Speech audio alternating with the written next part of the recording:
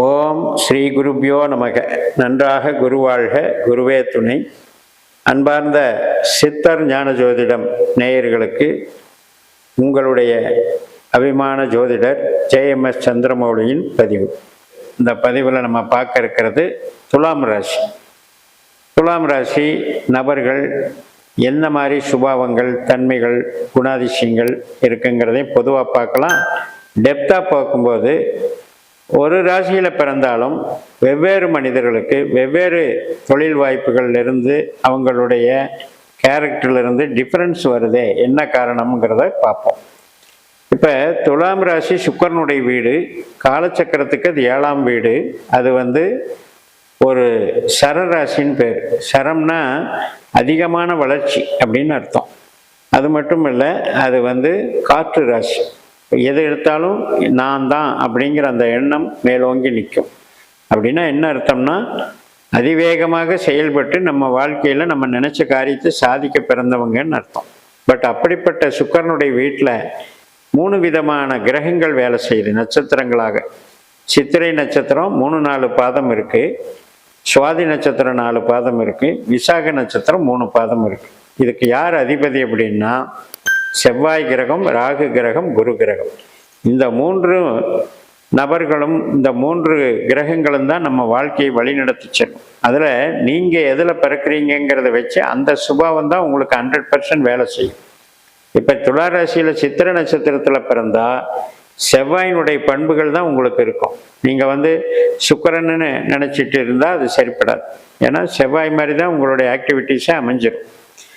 அப்போ இந்த சித்திரையில் பிறக்கிறவங்களுக்கு அதிகமான முன்கோபம், அதிகமான ஒரு வேகம், நினச்சது சாதிக்கணும், புரட்டு சுபாவம், துணிச்சல், இது எல்லாமே இருக்கும். ஆனாலும் கூட இப்போ இந்த செவ்வாய் நல்ல நிலைமையில் நம்ம ஜாதகத்தில் இருந்துட்டால் நல்லது பண்ணும். அப்படி இல்லாமல் 8ஆம் இடம், 12ஆம் இடம் இந்த மாதிரி மறைஞ்சதுன்னா கொஞ்சம் ப்ராப்ளம் பண்ணும். இப்போ நாம் தன்மைகளை பார்க்கும்போது 3ஆம் பாதத்தில் பிறக்கும்பவங்கள எப்படி இருப்பாங்க? சித்திரை 3ஆம் பாதத்தில் பிறக்கிறோம் அப்படின்னா நம்ம அதை என்ன மாதிரி அம்சத்தில் பிறக்கிறோம் அப்படின்னா துலாம் அம்சத்திலேயே பிறக்கிறோம். துலாம்னாலே தராசு. அதனால் பாரபட்சம் இல்லாமல் எனக்கு எதுனாலும் ஸ்ட்ரிக்டாக நடக்கணும், எனக்கு டிசிப்ளினாக இருக்கணும் அப்படின்னு ஒரு மிலிட்ரி ஒரு ரூல்ஸ் பேசுகிறக்கூடிய நபராக இருப்பீர்கள். அதே 4ஆம் பாதத்தில் பிறக்கிறீங்க அப்படின்னா எதுக்கு எடுத்தாலும் நம்மளுடைய முடியாமையே கோபமாக வெளிப்படுத்துறது.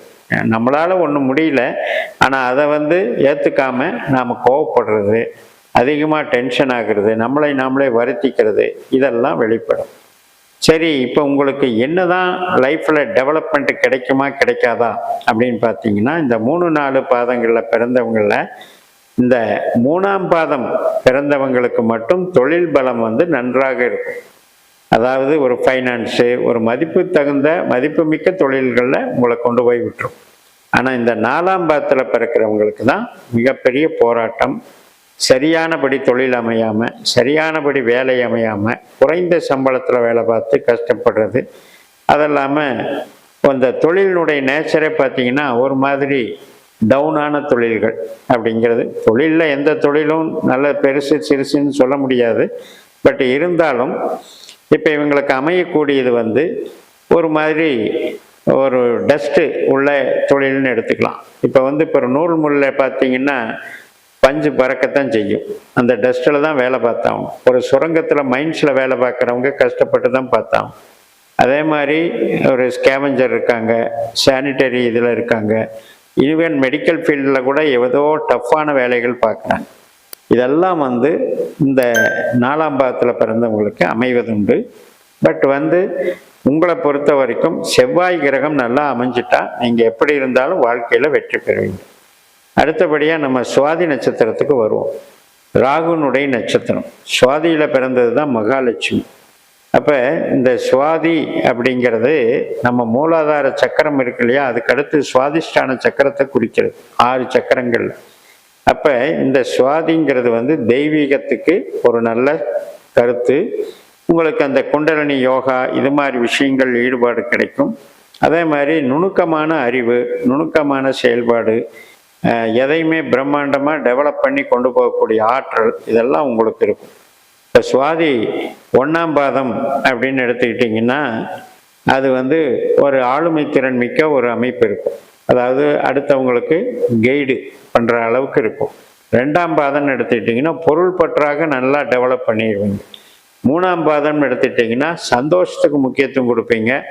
எனக்கு பொருளும் ஆன்மீகமெல்லாம் பெருசு இல்லை, நான் ஜோவியில் ஜாலியாக இருக்கணும்னு நினைப்பீங்க. அதே 4ஆம் பாதத்தில் பிறக்கிறவங்க மட்டும் பெரிய பெரிய டாஸ்க் எடுத்துக்கிட்டு கடுமையாக உழைத்து காலதாமதமாக வெற்றி பெறுபவர்களாக இருப்பீங்க. இப்போ அடுத்தபடியாக நம்ம விசாக நட்சத்திரத்துக்கு வருவோம். விசாகம்ங்கிறது குருவினுடைய நட்சத்திரம். இப்போ நம்ம ராசிக்கு 3ஆம் அதிபதி 6ஆம் அதிபதி குரு. 3ஆம் அதிபதிங்கிறது அறிவை குறிக்குது, 6ஆம் இடம் அப்படிங்கிறது வந்து உழைப்பை குறிக்குது. அப்போ இந்த உழைப்பில் வந்து அறிவு சார்ந்து நீங்கள் அக்கௌண்ட்ஸு இந்த மாதிரியான ஒர்க்குகள் எல்லாம் பண்ணுறதுக்கு நல்லா இருக்குது. பொதுவாக உங்களுக்கு குருவினுடைய நட்சத்திரத்தில் பிறக்கிறதுனால உங்களுக்கு தொழில் பலம் அப்படின்றது வந்து மெயினாக டெக்னாலஜி வைஸ் அக்கௌண்ட்ஸை பார்க்குறதாகட்டும், நல்ல ட்ரேடிங் பண்ணுறதாகட்டும், அல்லது வந்து மிகப்பெரிய ஒரு நாலேஜபிளான ஒரு ஒர்க்கு. இப்போ ப்ரொடக்ஷன் ஒர்க்கே எடுத்துக்கிட்டிங்கன்னா கூட அந்த ப்ரொடக்ஷனில் வந்து நவீனப்படுத்தி செய்வீங்க. அதை வந்து எந்த விதமான உற்பத்தி, எந்த விதமான பொருளாக இருந்தாலும் நல்லா வருவீங்க. வெளிநாடு தொடர்புகளும் சிறப்பாக இருக்கும். உங்களுக்கு காலேஜ் இன்ஸ்டிடியூஷன் நடத்துறது இதெல்லாம் கூட சிறப்பாக, எஜுகேஷன் டிபார்ட்மெண்ட் நல்லா வரும். இதில் பாத ரீதியாக எடுத்துட்டிங்கன்னா விசாகம் 1ஆம் பாதத்தில் பிறக்கிறீங்கன்னு வைங்க. இப்போ அது வந்து நல்ல ஆளுமை திறன், ஒரு தலைமை பொறுப்புக்கு போவீங்க. இப்போ மெடிக்கல்லாம் பார்த்தீங்கன்னா அந்த மெடிக்கல் காலேஜுக்கு டீனாக போகிறது, ஹாஸ்பிட்டலில் சீஃபாக இருக்கிறது, சிஇஓவாக இருக்கிறது, எல்லா ஸ்தாபனத்திலும் இப்போ ஒரு பேங்க் இருந்ததுன்னா எல்லா பிரான்ச்சுக்கும் ஒரு ஹெட்டாக ஒருத்தர் இருக்காருன்னா அந்த பதவி தான் தலைமை பொறுப்பு. அது வந்து குருவினுடைய ஆற்றல், அது வந்து உங்களுக்கு நல்லா இருக்கு. அதே விசாக 2ஆம் பாதத்தில் பிறக்கிறீங்க அப்படின்னா ஃபைனான்ஸு பேச்சினால் சம்பாதிக்கிறது, நல்ல வந்து சொகுசாக சம்பாதிக்கிறது, பொறுமையாக இருக்கக்கூடியது, பெருசாக டாமினேட் பண்ண மாட்டீங்க, எல்லாருக்கும் கொஞ்சம் நெளிவு சுழிவாக போய்க்குவீங்க, வளைஞ்சு கொடுத்து போய்வீங்க. ரொம்ப ரொம்ப அதாவது ஒரு மாதிரி பீஸ்ஃபுல் ஜாப் அப்படிங்கிறத தேடிக்குவீங்க. அதே 3ஆம் பாதத்தில் பிறக்கிறீங்க அப்படின்னா ஒரு ஸ்திரப்பட்டு இல்லாமல் ஒரு மீடியமான தொழில், மீடியமான வேலை இருந்தால் போதும், நாம் வந்து லைஃப்பை ஓட்டிக்கலாம் அப்படின்ற கெப்பாசிட்டி இருப்பீங்க. பட் ஒர்க்கு வந்து டீசெண்டாக கொண்டு போவாங்க. 4ஆம் பாதத்தில் பிறக்கிறீங்க அப்படிங்கிறது விருச்சிக ராசிக்கு போய் 3 பாதத்தோட இந்த துலா ராசி முடிஞ்சிருது. விசாகம் 4ஆம் பாதங்கிறது நம்ம விருச்சிக ராசிக்கு போய். அப்போ இந்த 9 பாதத்தில் இந்த துலா ராசி என்பது சுக்கிரன் மாதிரி வேலை செய்கிறதுன்னு நம்ம நினைக்கிறத தாண்டி செவ்வாய், ராகு, குரு இந்த அம்சங்களோட நீங்கள் எந்த நட்சத்திரத்தில் பிறக்கிறீங்களோ அந்த தன்மைகளை வாங்கி நீங்கள் செயல்படுத்துவீங்க.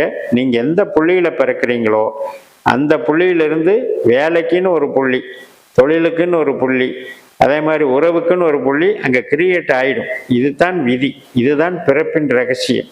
மேலும் விரிவாக பார்ப்போம்னு சொல்லி நிறைவு செய்கிறேன். இந்த சேனலை சப்ஸ்கிரைப் பண்ணி ஷேர் பண்ணுங்கள். உங்கள் தனிப்பட்ட ஜாதக பலாபலன்களை என்னுடைய வாட்ஸ்அப் நம்பரில் தொடர்பு கொண்டு பலன் பெறுங்கள். உங்களிடமிருந்து விடைபெறுகிறேன். உங்கள் JMS. நன்றி, வணக்கம்.